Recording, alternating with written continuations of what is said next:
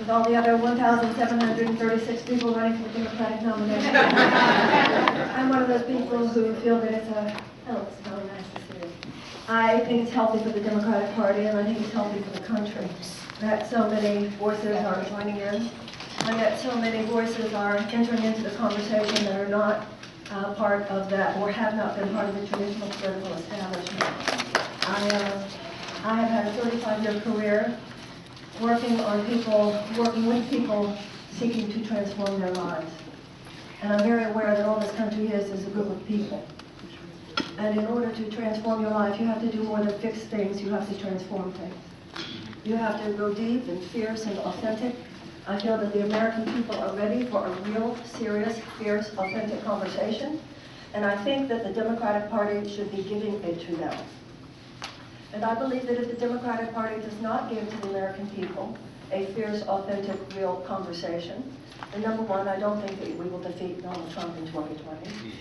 And number two, the job is to do more than to back up from the cliff. We need to get out of the vicinity of the cliff altogether.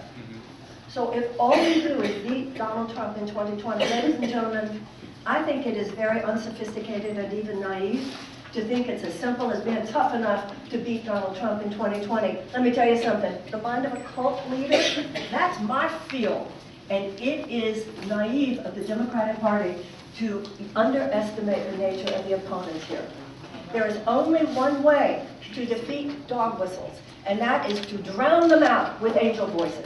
And if we think that just some intellectual, rational analysis and giving people $500 here, $500 there is going to be enough to defeat this man, that's almost laughable. But I'd like to tell you what I think does more than defeat Donald Trump. It does something much more important than that. It actually does create a new birth of freedom for this country, and that is to have that real fierce conversation. We have not had a covert corporate takeover of the U.S. government. We've had an overt corporate takeover of the U.S. government. It started 40 years ago, but the Democratic Party hasn't pushed it back as much as the Democratic Party should. One major political party has been bought hook, line, and sinker by the attitude that somehow market forces untethered to any ethical consideration is the way this society should be organized.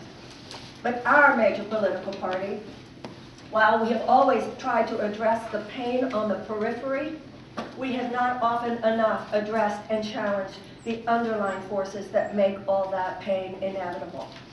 The Democratic Party that I grew up with had the soul to tell the truth, had the soul to advocate for the people, of the people, by the people, and for the people, no matter what corporations had to say, and no matter what money corporations had to give. At this point, ladies and gentlemen, everybody in this room knows that. We're not even functioning as a democracy anymore. We are now a government which has become so of the corporations, by the corporations, and for the corporations. So of a few of the people, by a few of the people, and for a few of the people, as to have become a system of legalized bribery. We don't have health care. The only reason we don't have universal health care is because of the health insurance companies and big pharma that doesn't want us to have it. The only reason we're not dealing with climate change the way we should is because the fossil fuel companies and the chemical companies don't want us to have it. And the only reason we have a national security agenda based more on preparedness for war than on moral leadership and actually having an agenda for peace in the world is because the military industrial contractors don't want it. And in my opinion, the Democratic Party should be saying so.